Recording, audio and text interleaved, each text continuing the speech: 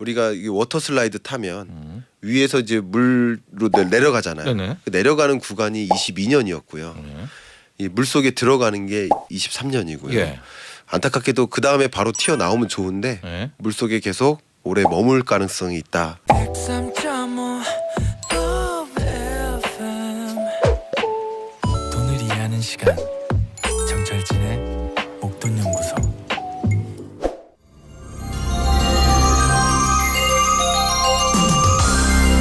그런데 말입니다. 투자를 하건 하지 않건 경제는 알아야 합니다. 특히 거시경제를 모른다면 앞으로 어쩔 생각이냐고 묻지 않을 수가 없는 것입니다. 경제 일타 강사, 주식시장의 타짜들은 현 상황을 어떻게 진단하고 있을까요? 이분들의 거시경제 전망은 어떤지 우리는 그것이 알고 싶은 것입니다. 그것이 알고 싶다. 한국경제산업연구원 김광석 연구실장. 오늘은 김광석 실장과 함께합니다. 안녕하십니까? 안녕하십니까. 네. 김광석입니다. 대한민국에 많은 이코노미스트들이 계시죠. 네. 그 중에서 현재 시각으로 가장 핫한 대한민국의 일타 강사 유튜브에서 김광석 실장의 영상을 하나만 보게 되면 그 뒤로는 모든 이 알고리즘이 김광석이라는 이름으로 채워진다는 조회수 지금 100만 네. 김광석 실장님 스튜디오에 나와 계십니다. 반갑습니다. 요즘 왜 이렇게 좀 잘 나가는 거죠? 그렇지 않습니다. 아니 너무 잘 나와가지고 더 잘 나가시면서 저한테 그러시면 예, 어떡합니까? 네. 저희가 출연 요청을 네. 와 계속 드렸는데 항상 바쁘셔가지고 드디어 오늘 정말 중요한 날 빅 이벤트 FOMC를 앞둔 날 네. 우리 김광석 실장께서 저희 스튜디오에 나와 주셨습니다. 자 오늘 할 게 너무 많아가지고 바로 들어가겠습니다. 맞아요. 생산자 물가지수 또 오늘 어젯밤이었었죠. 소비자 네. 물가지수 네. 괜찮습니다. 예측한 대로였나요? 예측한 대로고 예측한 기대 이상이죠. 예. 저는 이제 CPI 같은 거 나오면 사실 제 개인 유튜브 채널에서는 네. 그걸 즉시 분석합니다. 네. 그럼 정말 많은 사람들이 관심을 갖고 보세요. 예. 그만큼 우리 투자자분들이 스마트해지신 거예요. 예. 미국 물가 관심 있고 심지어 미국 근원 물가 관심 있는 거예요. 미국의 세인트루이스 연은 총재 이름도 알아요. 제임스 블러드. 네, 그것까지 네. 아시고. 자, 근데 그만큼 여러분들이 이 경제에 관심 있고 거시 경제에서 이 주식 시장으로 연결되는 그 고리 그것까지도 다 알고 계신 거예요. 네. 그래서 그렇게 관심이 있는 건데요. 어제 CPI를 그럼 잠깐 정리한다면 첫 번째는 지난달보다 더 떨어졌다. 네. 첫 번째 네. 실적치가 또 지난달보다 떨어졌다. 그리고 두 번째는 기대치보다도 낮다. 네. 그죠? 그리고 세 번째는 전반적인 특정 물가만 떨어진 게 아니라 그 소비 품목 전반에 걸쳐서 다 떨어졌다. 네. 식료품도 떨어지고 뭐 에너지도 떨어지고 네. 그리고 네 번째가 근원 물가도 떨어졌다. 네. 그러니까 전반적인 이 물가가 정점을 찍고 안정화되느냐라는 것을 판단하는 그 기준인 네 가지 모든 조건이 부합하게 물가가 안정화됐다. 그러니까 태클 걸 게 없었던 거죠. 네, 태클 걱정 하나도 네. 없었습니다. 네. 자 이렇게 된다면 네, 연준도 당연히 이걸 받겠죠. 그렇습니다. 네. 그리고 이제 오늘 밤 내일 새벽 한 3, 4시쯤에 네. 발표하고 이제 점도표도 찍을 텐데 네네. 이렇게 되면 굳이 금리를 세게 올릴까? 네. 이런 기대. 그러나 또 많은 전문가들은 그래도 7%는 높으니까 네, 진짜 세게 올려서 쐐기를 박을까? 네. 어떤 쪽이세요? 빅스텝입니다. 그러니까 빅스텝은 맞는데 예, 이제 예. 그 다음 레벨. 아, 다음 레벨 네, 굉장히 최종 중요하죠. 금리. 예. 어쩌면 이번 CPI가 이 FOMC랑 붙어 있잖아요. 네. 그 동안에는 안 붙어 있었잖아요. 예. 그러니까 이 8번에 걸친 FOMC 회의를 그 스케줄을 미리 발표하잖아요. 네. 그러니까 23년 FOMC 회의도 이미 스케줄이 나와 있습니다. 그 스케줄이 나와 있는데 마지막 달 12월만 붙어 있어요. 그것은 그만큼 CPI 데이터를 보고 향후 통화정책 스탠스를 어떻게 가져갈까를 발표하기 위함이라고 해석해 볼 수 있을 것 같아요. 예. 근데 지금으로서는 어쨌든 지난 9월에 점도표가 나왔고 이 12월에 이제 점도표가 또 나오는 세 내일 달 만에 나옵니다. 나오는데 이 점도표가 얼마나 상향 조정될까 예. 아니면 유지될까 그거보다 떨어질까 예. 그게 관전 포인트인 거죠. 예. 말씀하신 것처럼 빅스텝이냐 여부는 이미 거의 결정되다시피 하니까 네. 지금으로서는 이 물가가 생각보다 더 빠른 속도로 잡혀나가고 있고요. 그리고 앞으로 물가가 어떻게 될까를 볼 수 있는 중요한 잣대가 또 국제 유가인데 네. 국제 유가도 생각했던 것보다 더 빨리 잡히고 있는 거예요. 네. 그렇기 때문에 금리를 더 높게 가져갈 필요가 없지 않겠느냐 하는 연준의 의사결정이 더 강해질 거라고 생각합니다. 그러면 네. 이제 찍습니다. 네. 지금 가장 많은 점을 예측하는 분들은 5에서 5.25에 네. 꽤 진짜 10개 이상 찍힌다. 네. 근데 아니다. 그거는 하나의 트릭이고 네. 이 5.25, 5.5 여길 것이다. 네. 그 희망 회로를 돌리는 쪽은 네. 4.75와 5에도 꽤 찍힌다. 네. 어딜까요? 저는 그 마지막 아. 4.75와 5 사이가 될 거라고 생각합니다. 거의 처음 뵙는데요, 이 소수설에. 그렇습니까? 왜 그러냐면 예. 지금 우리나라도 마찬가지지만 예. 금리 인상 속도 조절론만 부상했었죠. 지금까지는 예. 미국을 기준으로 예. 금리 인상 속도 조절을 한 건 한 번도 없어요. 예. 이번 내일 모레 발표되는 그 지표가 예. 결국 그때 예. 속도 조절에 들어가는 거예요. 그럼 속도 조절에 들어간다는 얘기는 금리 고점에 다가온다고 해석해 볼 수 있을 것 같아요. 첫 번째. 네. 그리고 물가가 빨리 잡히니까 금리를 더 강하게 인상할 필요가 없어진 네. 거예요. 그리고 세 번째가 중요한 건데 우리나라도 마찬가지 음. 시스템 리스크를 우려하는 겁니다. 이러다가 경기 침체가 아니라요. 네. 경기 침체를 우려해서 금리 인상 안 하는 거 아닙니까? 이렇게 생각하시는데 그게 아닙니다. 예. 경기 침체는 용인하는 거예요. 유인하는 거예요. 네네. 그리고 경기 침체가 와야만 물가가 잡힐 거라고 보는 거예요. 네. 그렇기 때문에 경기 침체가 우려돼서 금리 인상 속도 조절한다 이게 아닙니다. 그게 아니라 이게 경기 침체 수준이 아니라 경기 침체와 경제 위기가 다른 거죠. 예. 경기 침체는 우리나라를 기준으로 성장률이 1%에서 2% 사이. 그걸 경기 침체 국면이라고 볼 수 있겠습니다. 시스템 리스크라면요? 예, 시스템 그거는 리스크는 마이너스? 1%가 안 될 때, 1%가 안 되면 안 되는? 시스템 리스크에 가깝습니다. 네. 그리고 좀 어중간한 거예요. 마찬가지 이제 글로벌 금융위기 때 우리나라 성장률이 0.8% 성장했거든요. 네. 그게 좀 애매한 숫자예요. 근데 만약에 0을 밑돈다, 마이너스 성장률이다. 예. 그러면 정말 말 그대로 경제 위기라고 볼 수 있는데, 네. 그러니까 우리나라도 그런 시스템 위기가 걱정이 되고.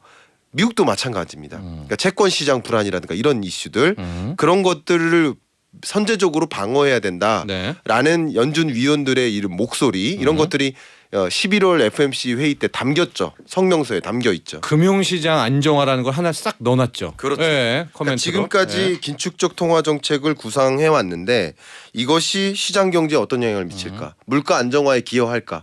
시스템 리스크를 가져올까?라는 것을 한번 따져보고 가자. 지금까지 한 번도 안 따져봤다. 예. 계속 뒤도 안 보고 자이언트만 했다 쉽게 말하면 이제 앞뒤 옆을 좀 보면서 이게 시장에 어떤 영향을 미치는지 따져보고 가자. 이게 디베이트를 했다는 겁니다. 자 그러면은요. 지금 올리면 4에서 4.5가 되고 그럼 4.75에서 5가 터미널 레이트 네. 마지막 종점 금리라면 네네. 거의 내년 상반기 1, 2분기에는 끝나네요. 금리 인상은 내년 1, 2분기에 끝나죠. 끝나네요. 예. 예. 기준금리 인상을 추가적으로 하지는 않을 거라고 봅니다. 2분기가 좀 더 오히려 1분기 끝자락일 수도 있습니다. 한번 0.25 2월에 하고. 그렇죠. 예. 그러니까 0.5, 0.25 예.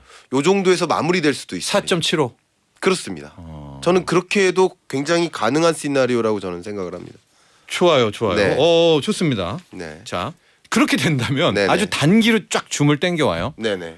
크리스마스 산타 랠리는 있는 거네요. 산타가 막 엄청 오겠는데요? 자, 아니요? 제가 그동안 계속 얘기를 했었는데요. 네. 금리의 고점으로부터 대략 6개월 전이 주가의 저점 형성 구간이에요. 항상 선행성 하니까. 네. 그러면 23년 2분기가 금리의 고점이라고 본다면 네. 10월 정도가 저점이라고 생각하시면 맞습니다. 그럼 코스피로는 2130 그거. 예, 예. 10월이 저점이었던 예, 거예요. 예. 그리고 저점 이후 다시 그 밑으로 안 떨어지잖아요. 현재 그렇죠. 11월, 12월. 네. 이런 지지부진한 흐름이 23년에 계속 연출될 가능성이 높습니다.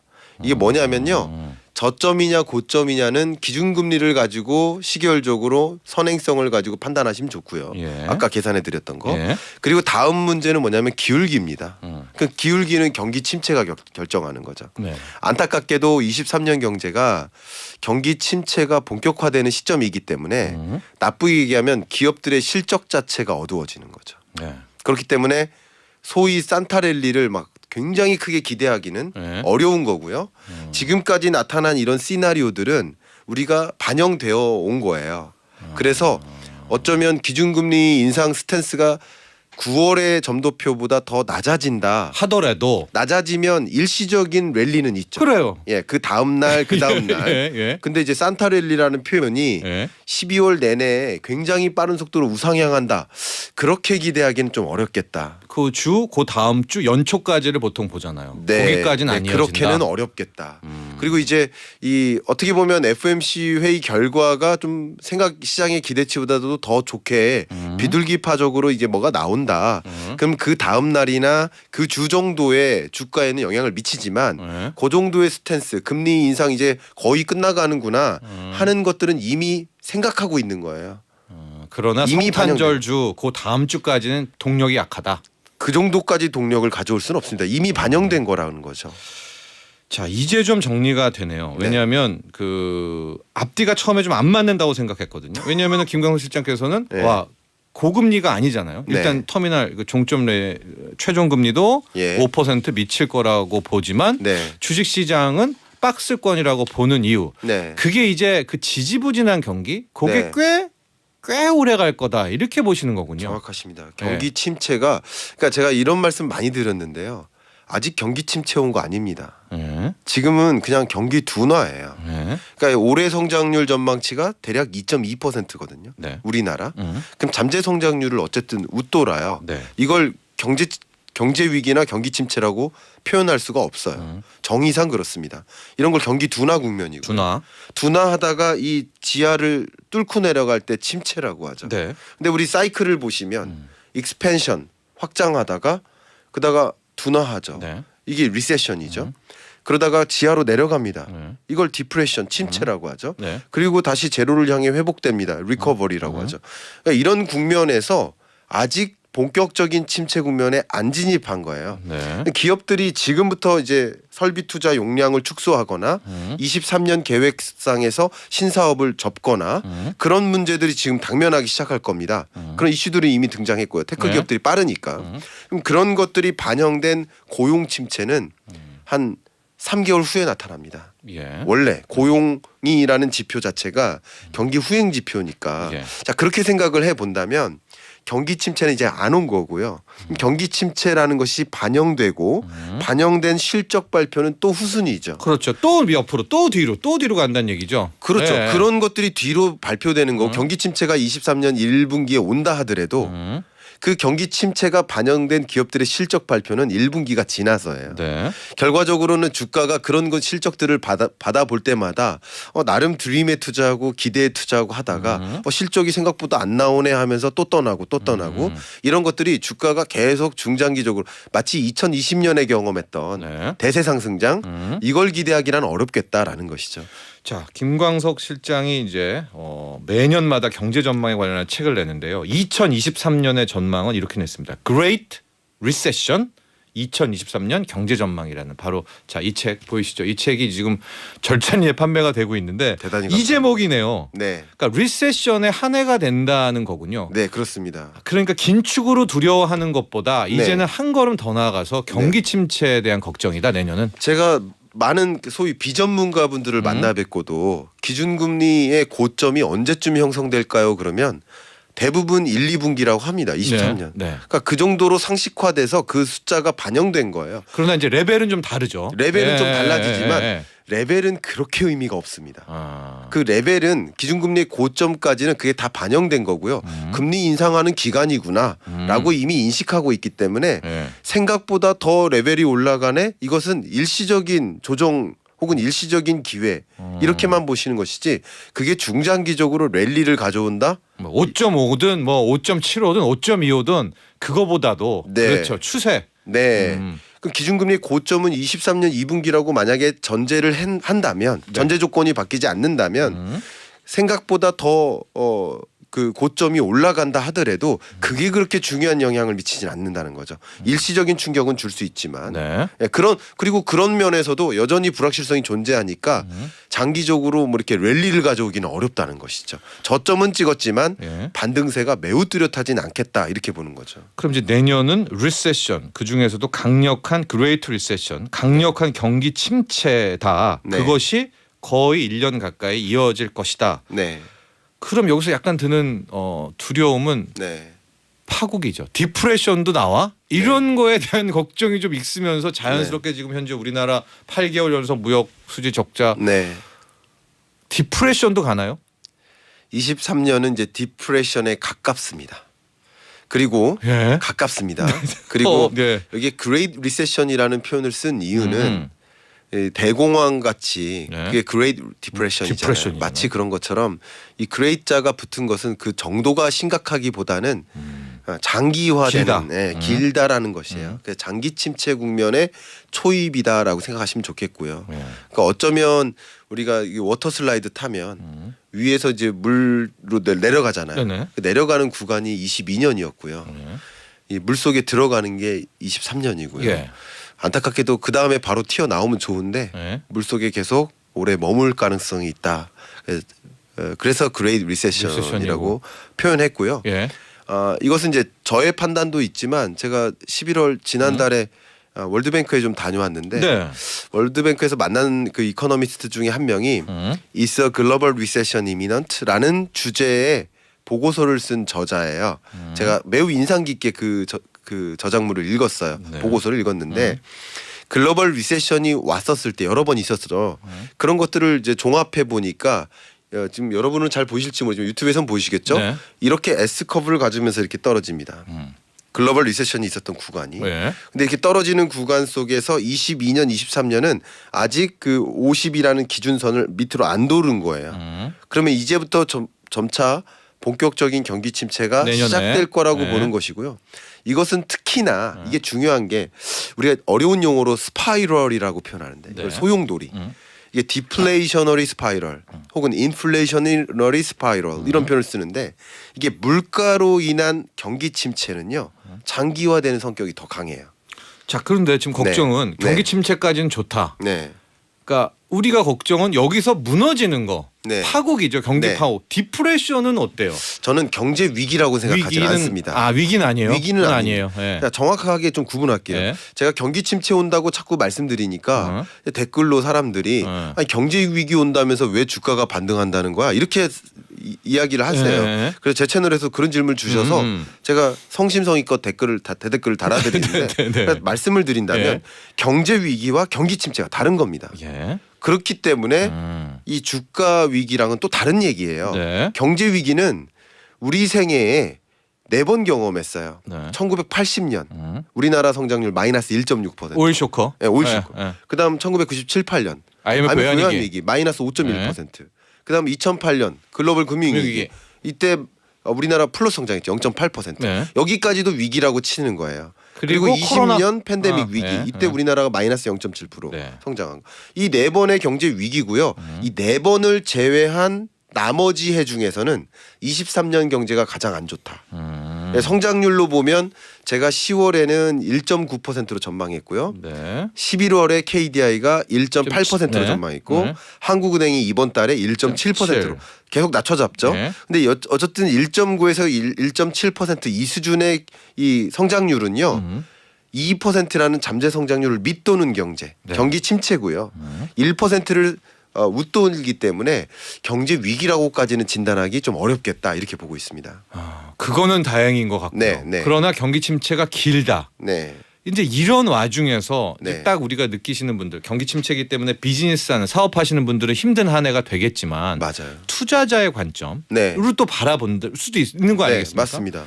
그럼 이제 주식의 관점에서 본다면 네, 이게 위기 파국이 아니라면 네, 지지부진은 하겠으나 네. 언젠가는 기회도 있다는 뜻 아니겠습니까? 너무 좋고요. 예.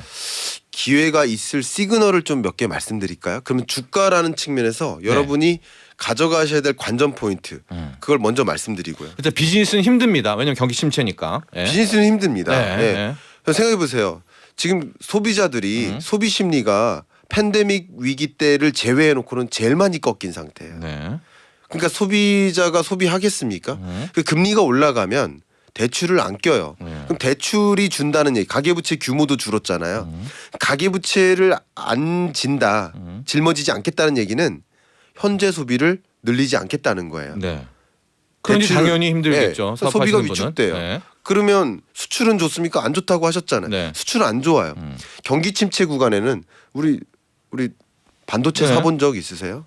반도체요? 네, 반도체 안 사시잖아요. 예. 반도체는 부품이니까 안 사는 거예요. 네. 반도체가 들어가 있는 제품을 사는 거죠. 노트북은 좀 바꾸려고 그래요. 근데 이렇게 네. 목돈 연구소 진행하시니까 네. 목돈이 있으시니까 노트북 바꾸려고 하시잖아요. 근데 경기 침체 국면에는 네. 이런 내구재 교환 수요가 급격히 침체됩니다. 예. 내구재 수요가 줄어요. 자, 그런데 그거 예. 얘기를 들으면 주식도 안 될 것 같잖아요. 왜냐하면 기업이 안 돌아가니까. 네. 그런데 왜 주식은 기회가 있을 수도 있다라고 하시는 거죠? 팬데믹 위기 때 그럼 단적인 예죠. 팬데믹 위기 때 주가 대세 상승이었잖아요. 네. 그러니까 이 주가의 저점과 고점은 금리가 결정짓는 거예요. 금리가 결정짓는 것이고 그 상승세 이런 회복세 주가의 랠리 정도 그게 경기가 결정짓는다. 예. 그러니까 기울기는 경기가 저점과 고점은 기준금리가 경곡점은 그렇죠. 그렇게 생각하시는 게 좀 도움이 될 것 같아요. 그러면 거의 설명이 될 것 같고요. 네. 그러니까 기준금리의 고점으로부터 6개월 전 10월 정도가 저점인 게 맞다 이렇게 생각하시면 좋겠고요. 예. 경제 위기가 온다 만약에 그러면 더 무너질 수는 있겠죠. 그러나 이렇게 경기 침체 국면이 장기화된다 그러면 이 저점을 더 밑돌지는 않을 겁니다. 예. 그리고 기준금리의 고점 정도는 이미 반영됐고요. 지금부터는 그 경기 침체라는 것이 계속 매번 반영될 때마다 기업들 어렵네. 또 실적 나쁘게 나왔네. 네, 실업률도 또 올라가네. 네. 예를 들어서 네. 이런 지표들이 나올 때마다 주가가 부정적으로 영향을 미치기 때문에 저점은 이미 찍었고 그리고 주가의 상승세는 그렇게 뚜렷할 수가 없다. 그래서 제가 말씀드렸었던 게 네. 내구재 수요가 준다. 이게 경기 침체의 가장 대표적인 현상이에요. 네. 그러니까 반도체 수출이 어렵죠. 예. 그렇게 생각하시면 좋겠고요. 그럼 기회는 어디 있다는 거예요? 기회는 경기 침체 국면에도 역시 명진행자다우세요. 네. 경기 네. 침체 국면에서도 네. 줄지 않는 소비 품목이 뭘까요? 뭐죠? 경기가 어려울 때 쌀을 덜 드십니까? 아니죠. 네. 제가 갑자기 왜 화를 냅니까? 아니요. 그죠? 계속 하십시오. 네. 좋아요. 제가 말씀드린 겁니다. 네. 쌀. 예를 들면 가장 극단적인 얘기예요. 네. 그러니까 경기가 어렵다 그러면 내구재 수요는 침체돼요. 자동차 교환 주기를 그냥 내후년에 바꾸자. 네. 그냥 털털거려서 타자. 이렇게 되는 거 어려우니까 고용도 어렵고 이러니까. 네. 그런데 중요한 것은 경기가 어려워도 소비를 아끼지 않는 영역이 있어요. 예. 그게 가령? 주로 식료품이죠. 이것을 굳이 말씀드리면 비탄력적인 재화죠. 예. 경기에 탄력적으로 반응하는 그런 재화가 있는 내구재죠 네. 대표적으로. 그러나 이 경기에 민감하지 않은 영역들은 실적이 계속 유지될 가능성이 있고요. 또 한 네. 가지 중요한 것은 식료품주 같은 경우는 대표적으로 라면인데 네. 원자재 가격이 떨어지기 시작했죠 이미. 그리고 달러도 안정화되기 시작했죠. 예. 자, 이것들이 반영되면서 기업들의 자재 소위 말하는 비용이 늘어나진 않아요 이제.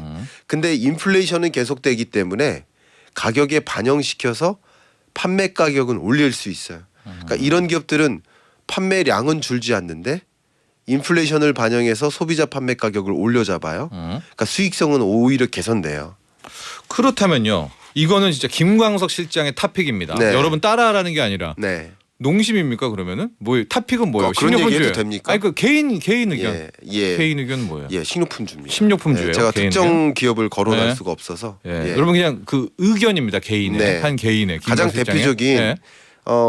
경기 침체 국면에도 오히려 소비가 줄지 않는 영역이 뭘까? 네. 이게 제가 왜 그렇게 말씀드리냐면 2020년은 유동성 장세예요. 누가 뭐라고 해도. 그러니까 종목에 무관한 장세죠.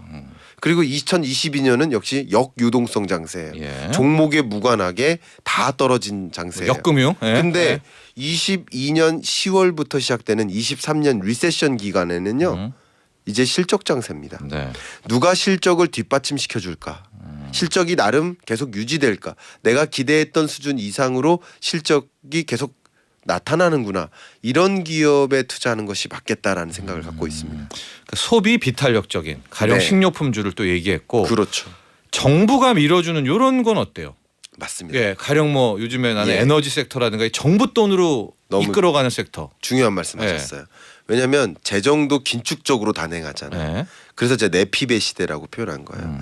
왜냐하면 어려운 상황을 인내한다. 그러니까 정부도 어렵고 기업도 어렵고 가게도 어려워요. 네. 3대 경제 주체가 어려우니까 제가 모두가 가난해진다라는 표현을 쓴 거예요. 네. 근데 정부 관점에서도 음. 재정 지출을 더 확장적으로 편성할 수가 없어요. 네. 왜냐하면 금리가 올라가기 때문에 그 재정이 더 어려워집니다. 그렇기 때문에 긴축적으로 재정을 살림살이를 꾸려 나가는데 이미 발표가 됐죠. 그럼 긴축적으로 재정 정책을 살펴가면서 경기 침체 국면에 이겨내기 위해서는 뭐에 집중할까요? 그게 targeted policy라고 표현하거든요. 네. 표적 정책. 그러니까 표적을 명확히 하는 거예요. 네. 그렇기 때문에 그쪽으로만 재정이 집중적으로 투입되고 네, 그 어려운 와중에도 네, 나머지 영역은 그렇지 않습니다. 그러니까 그런 재정이 집중적으로 투입되는 영역. 근데 이 방향성은 어느 정도 나왔죠. 네. 왜냐하면 미국과 유럽과 우리나라도 마찬가지 같은 방향성을 가지고 있잖아요. 그런 에너지 섹터 같은 신재생 경우. 에너지죠. 네. 네. 그런 섹터는 특히 공공재적 성격이 강하니까 예. 민간 기업이 특정한 보조금 없이 적극적으로 할 못해요. 만한 사업이 아니에요. 네. 결국 그런 쪽으로 예산이 집중적으로 투입되기 때문에 그래도 실적이 계속 뒷받침될 수 있는 영역이겠다라고 생각되고요. 우리 얼마 전에 빈살만 왕세자도 네. 왔다 갔지만 네. 그런 관점에서 이게 빈살만이 그리고 있는 그 중동의 미래 도시의 모습은 뭘까요? 석유 도시일까요? 수소도시요. 예, 그런 네. 겁니다. 네. 그런 식으로 지금의 어떤 경제 모습이 아니라 전혀 다른 경제 국면으로 탈바꿈하고자 하는 스마트 시티, 그린 시티의 모습 그런 모습으로 가져가는 거. 그런 관점에서도 이제 중동뿐만 아니라 네. 세계 주요국으로부터의 이런 발주도 많아집니다. 그게 타겟이 명확해진다는 것을 말씀드립니다. 자, 리세션에 한해 주식시장에 지수는 막혀 있으나 그래도 기회가 있다면 식료품 관련한 소비 비탄력 부분 또 정부가 밀어주는 사업 신재생 에너지 이런 것들에 대한 언급을 해주셨고요. 시간은 많지 않은데 끝으로 부동산도 실은 초미의 네. 관심사거든요. 네. 2023년 이게 네. 어디까지 떨어질까 합니다. 네. 이 주식 시장은 선반영된다고 했잖아요. 네. 부동산 시장은 선반영이 없습니다. 오히려 후행하기도 합니다. 그러니까 동행한다고 보시는 게 좋아요. 네. 그럼 동행성이라는 주된 특징이 있기 때문에 기준금리의 고점이 23년 2분기라고 했잖아요. 네. 여름. 그러면 지금은 부동산 전국 평균 아파트 매매 가격 증감률 네. 이 지표가 주간 단위로 마이너스 0.5% 정도까지 떨어졌어요. 네. 그리고 전세 가격 등락률은 마이너스 0.7%. 일도 나와요, 지금. 네. 그 정도까지 떨어졌어요. 네. 근데 전세 가격 등락률은 전세 가격이 매매 가격을 선행하는 선행 지표예요. 그러면 주택 가격이 더 떨어져요. 네. 그게 언제까지 떨어지느냐? 23년 2분기까지 더 떨어집니다. 동행지표기 때문에 예, 리세션이 이어지는 한 부동산도 계속 빠진다. 그래서 조정률이 저점을 찍는 구간 그게 마이너스 1% 예. 주간 단위로. 매매로. 예, 지금은 마이너스 0.5인데 네. 마이너스 1%에 가깝게까지 떨어질 가능성이 높습니다. 그게 23년 2분기고요. 그때가 그 이유도 조정은 계속되지만 조정률이 그래 보합에 가깝게 올라가긴 합니다. 알겠습니다. 근데 아직도 매수 시점은 아니라고 생각할 수 있겠죠. 신진서님 알기 쉬운 설명과 딕션에 귀가 열립니다. 엄지척 김광석님이 왜 신뢰가 높은지 알겠습니다. 이헬레나님 다음에 또 나와주세요. 이해가 잘 됩니다. 자, 또 나와주실 것을 약속드리면서 여기까지 하도록 하겠습니다. 감사합니다. 감사합니다. 한국경제산업연구원 김광석 실장이었습니다. 본 방송은 투자 판단을 위한 조언일 뿐 투자 결정과 결과에 대한 책임은 투자자 개인에게 있음을 알려드립니다. 정철진의 목돈 연구소